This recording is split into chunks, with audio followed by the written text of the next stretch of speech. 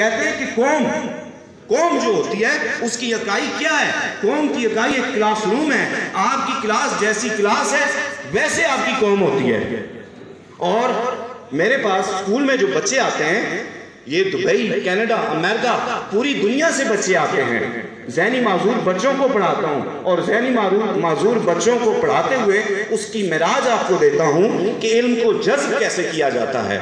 मैं हमेशा एक काम करता हूँ कि जब भी मैं स्कूल में दाखिल होता हूँ तो मैं स्कूल के पास खड़ा होके नबी पाक सल्लल्लाहु अलैहि वसल्लम की इस हदीस को पढ़ता हूँ, क्या मेरे आका आपने हक फरमाया, आपने सच फरमाया, आप इल्म का शहर हैं और हज़रत अली उसका दरवाज़ा है। मैं इल्म के शहर से अपने लिए, अपने स्कूल के बच्चों के लिए, अपने स्कूल के स्टाफ के लिए और जिन लोगों से बात करता हूँ उनके लिए इल्म के शहर से इल्म की खैरात मांगता हूँ, इल्म की मार्फत मांगता हूँ, वो इल्म मांगता हूँ जो कब्र को रोशन करे। और इस स्कूल के दरवाजे को मैं निस्बत देता हूँ हज़रत अली से और उनकी इजाज़त से, उनकी तवज्जो से मैं स्कूल में दाखिल होता हूँ। आप यकीन करें, सिर्फ इस अमल करने से ज़हनी माजूर बच्चा, गुंगा बहरा बच्चा, हर बच्चे को क्या मतलब वो उसका इलाज मतलब जहन में खुद बातें आ जाती हैं।